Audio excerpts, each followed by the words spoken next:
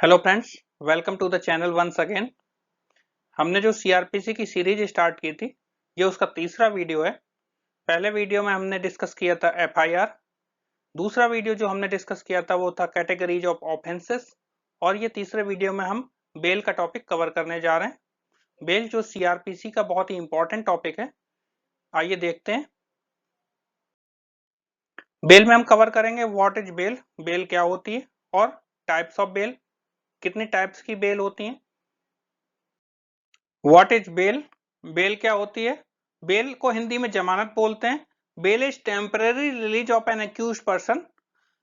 Accused person को कुछ समय के लिए जब पुलिस कस्टडी से रिलीज कर दिया जाता है या जेल से रिलीज कर दिया जाता है, उसको बेल बोला जाता है। और इस अक्यूज जब भी बेल पर होता है, उसको केस की इन्वेस्टिगेशन के लिए पुलिस स्टेशन में अवेलेबल होना पड़ता है।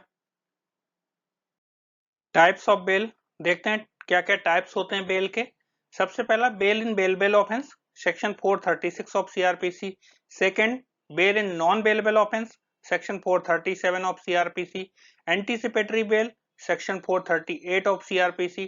Default bail, section 167 subsection 2 of CrPC. And last, transit bail. और इन सबको हम अभी एक एक करके डिटेल में डिस्कस करेंगे। आइए देखते हैं। आइए डिस्कस करते हैं bail in bailable offence. Section 436 of criminal procedure code हमें यह बताता है कि अगर कोई भी व्यक्ति बेलेबल ऑफेंस कमिट करता है तो उस केस में बेल मिलना उसका मैटर ऑफ राइट हो जाता है, क्योंकि ये ऑफेंसेस कम सीरियस नेचर के ऑफेंसेस होते हैं, जैसे punishment for unlawful assembly, defamation या फिर फॉर्जरी। इस तरह के केसेस सोसाइटी में कम थ्रेट पैदा करते हैं। तो उस पर्सन को पुलिस ऑफिसर अरेस्ट करने के बाद या तो बेल बॉन्ड साइन कराकर या श्योरिटी फर्निश कराकर उसको बेल ग्रांट कर देता है। D K Basu versus state of West Bengal के केस में यह बताता है कि अगर कोई भी पुलिस ऑफिसर किसी पर्सन को अरेस्ट करता है तो उसको यह बताना होगा कि उसने बेलेबल ऑफेंस कमिट किया है या नॉन बेलेबल ऑफेंस कमिट किया है। क्योंकि कभी कभी क्या होता है, पुलिस ऑफिसर अरेस्ट करने के बाद यह पता नहीं चलता है कि उसने कौन सा ऑफेंस किया है या किस सेक्शन में ऑफेंस किया है। कभी कभी दोनों ऑफेंस हो जाते हैं, बेलेबल और नॉन बेलेबल। तो पुलिस ऑफिसर की यह ड्यूटी है कि वो उस पर्सन को अरेस्ट करने के बाद उसे यह बताए, ताकि वो अपना लीगल राइट यूज करके अपने एडवोकेट या किसी ऐसे पर्सन को कॉल कर सके जिससे उसके लीगल राइट में उसको हेल्प मिल सके। आइए डिस्कस करते हैं सेक्शन 436A ऑफ सीआरपीसी। इस सेक्शन को 2005 में एक अमेंडमेंट के द्वारा क्रिमिनल प्रोसीजर कोड 1973 में इंट्रोड्यूस किया गया। और इसको लाने का जो मेन रीजन था वो ये था कि जो भी हमारी जेल है उसमें इतने ज्यादा कैदी हो गए थे कि जेल में कैदियों को रखने का प्रॉब्लम होने लगा। और उस प्रॉब्लम को दूर करने के लिए ये डिसाइड किया गया कि जो भी कैदी अंडर ट्रायल हैं और उनके जिस अपराध के तहत उनको सजा मिली है, तो जो उनका मैक्सिमम पीरियड ऑफ इम्प्रिजनमेंट होगा, अगर वो उससे 1/2 से ज्यादा इम्प्रिजनमेंट अंडरगॉन कर चुके हैं तो उनको कोर्ट के द्वारा पर्सनल बॉन्ड विद और विदाउट श्योरिटी के बाद रिलीज कर दिया जाएगा। तो इससे ये होगा कि जो जेल हैं उनमें कैदी कम हो जाएंगे और उनको आसानी से मैनेज किया जा सकेगा। तो इसमें ये डिसाइड किया गया कोई भी under trial prisoner maximum period से ज्यादा डिटेन नहीं किया जा सकता है।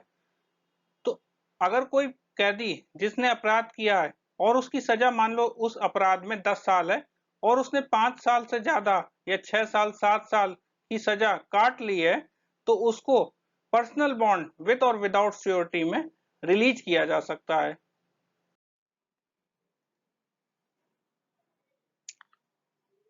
आइए डिस्कस करते हैं bail in non bailable offence. ये सेक्शन 437 ऑफ सीआरपीसी में डिफाइन किए गए हैं। जो भी बहुत सीरियस नेचर के ऑफेंसेस होते हैं, जैसे मर्डर, किडनैपिंग, ये नॉन बेलेबल ऑफेंस में आते हैं। और जैसा हमने देखा, बेलेबल ऑफेंस जैसे नाम से जाने जाते हैं उनमें बेल मिलना आसान होता है।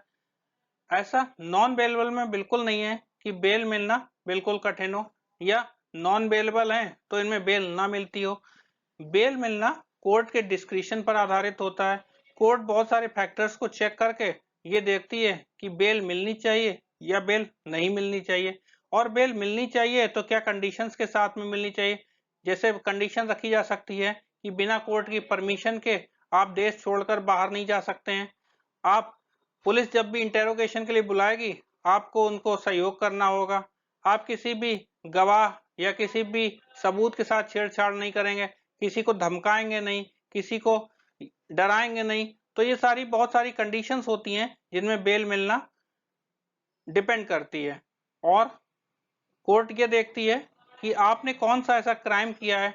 मान लीजिए आपने कोई ऐसा ऑफेंस किया है जिसकी पनिशमेंट डेथ पेनल्टी है, या फिर कोई ऐसा ऑफेंस किया है जिसकी पनिशमेंट इम्प्रिजनमेंट विथ लाइफ है, तो इन केसेस में बेल मिलना काफी मुश्किल हो जाता है।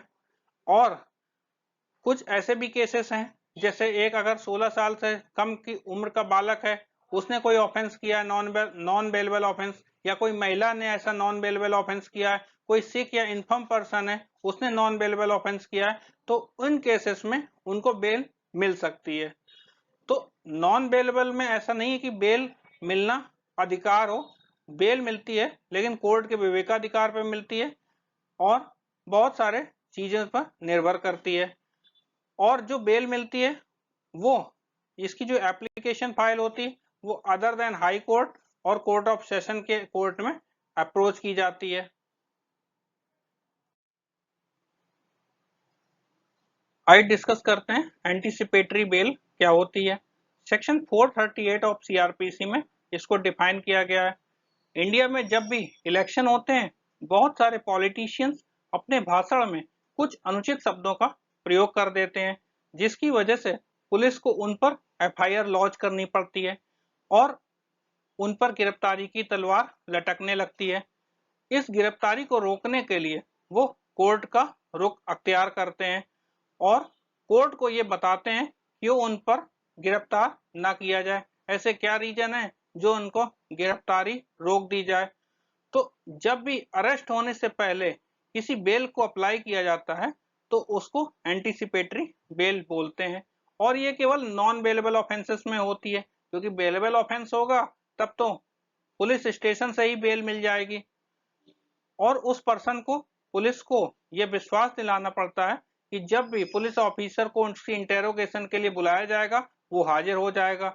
वो किसी पर्सन को डायरेक्टली या इनडायरेक्टली इंड्यूसमेंट नहीं करेगा, थ्रेट नहीं देगा, प्रॉमिस नहीं करेगा कि फैक्ट्स ऑफ द केस से छेड़छाड़ नहीं करेगा, और वो पर्सन बिना किसी परमिशन के कोर्ट की इंडिया को नहीं छोड़ सकेगा। ये सारी कंडीशंस को ध्यान रखने के बाद अगर कोर्ट को लगता है कि हाँ ये पर्सन की जो रीजन है वो बिलीव करने योग्य है, तो उसको एंटीसिपेटरी बेल ग्रांट कर दी जाती है। और हाई कोर्ट और कोर्ट ऑफ सेशंस के पास पावर होती है केवल एंटीसिपेटरी बेल ग्रांट करने की। तो ये था कॉन्सेप्ट एंटीसिपेटरी बेल का। आइए देखते हैं डिफॉल्ट बेल का क्या कॉन्सेप्ट है। Section 167 sub section 2 of CrPC ये बताता है कि offences punishable with death, offences punishable with life imprisonment और offences punishable with imprisonment for a term of not less than 10 years, अगर इनमें चार्जशीट 90 डेज के अंदर फाइल नहीं होती है, और ऑफेंसेस जिनमें पनिशमेंट 10 साल से कम है और उसमें चार्जशीट 60 डेज के अंदर फाइल नहीं होती है, तो जो पर्सन है उसको बेल का राइट मिल जाता है। तो इसमें पुलिस की ड्यूटी है कि वो चार्जशीट को 90 डेज या 60 डेज जो भी टाइम लिमिट है उसके अंदर फाइल कराए। और इससे कोई फर्क नहीं पड़ता है कि ये बेलेबल ऑफेंस के लिए या नॉन बेलेबल के लिए। नॉन बेलेबल में अगर police chargesheet with in the time limit file नहीं कराती है तो भी बेल का राइट मिल जाता है। तो बेलेबल हो या नॉन बेलेबल हो, पुलिस को with in the time limit chargesheet file करनी है, अगर नहीं करती है तो पर्सन को बेल का राइट मिल जाता है। आइए देखते हैं ट्रांजिट बेल का क्या कॉन्सेप्ट है। सपोज मिस्टर ए मुंबई में रहते हैं और मुंबई से दूर किसी डिस्ट्रिक्ट में या फिर किसी दूसरे स्टेट में उनके अगेंस्ट में कोई एफआईआर रजिस्टर हो जाती है और उनको इस बात का डर होता है कि जब वह अपना पक्ष रखने जा रहे होंगे तब उनको रास्ते में अरेस्ट किया जा सकता है। इस बात से बचने के लिए वो अपने एरिया के सेशंस कोर्ट में एक transit anticipatory bail application file कर सकते हैं और ये प्रोटेक्शन मांग सकते हैं कि उनको जो एक्चुअल में कोर्ट है जहां पर उनको एंटीसिपेटरी बेल एप्लीकेशन सुनी जानी है उस तक पहुंचने के लिए और बीच में कोई उनका अरेस्ट प्रोसीजर ना स्टार्ट हो जाए उसको रोकने के लिए वो प्रोटेक्शन मांग सकते हैं। और अगर सेशन कोर्ट इस एप्लीकेशन को डिसमिस कर देता है तो वो हाई कोर्ट में भी इस एप्लीकेशन को फाइल कर सकते हैं। तो ये ट्रांजिट बेल इसलिए होता है कि मान लो जब आप नई जगह जाओगे तो उस एरिया से अनजान होगे, तो जब नई जगह जाने के बाद आपको बहुत सारी चीजें पता करनी पड़ेंगी, उसमें टाइम लग सकता है। आपको अपने साथ हो सकता है कोई कानूनी सलाहकार ले जाना हो या कोई कानूनी आपको सलाह के लिए समय लग सकता हो। तो इन सब चीजों को ध्यान में रखते हुए ट्रांजिट बेल का कॉन्सेप्ट लाया गया ताकि कोई भी पर्सन अगर किसी अदर स्टेट में या किसी अदर स्टेट में जाता है तो उसको थोड़ा सा टाइम दिया जाए और अपना पक्ष रखने के लिए थोड़ा सा उसके फेवर में चीजें की जाए ताकि कोर्ट उसकी एप्लीकेशन को अच्छे से सुन सके और उसका भी जो लीगल राइट है वो उसे मिल सके। आई होप मेरे द्वारा बनाए गए इस वीडियो के द्वारा आपका बेल पर कॉन्सेप्ट क्लियर हुआ होगा। अगर आपने अभी तक मेरे चैनल को सब्सक्राइब नहीं किया है तो प्लीज़ मेरे चैनल को सब्सक्राइब करें, वीडियो को शेयर करते रहें और अगर आपकी इस टॉपिक पर कोई क्वेरी है तो आप मेरे कमेंट बॉक्स में अपनी क्वेरी पोस्ट कर सकते हैं। आज के लिए बस इतना ही, बहुत जल्दी नए वीडियो के साथ मिलेंगे। Thank you so much.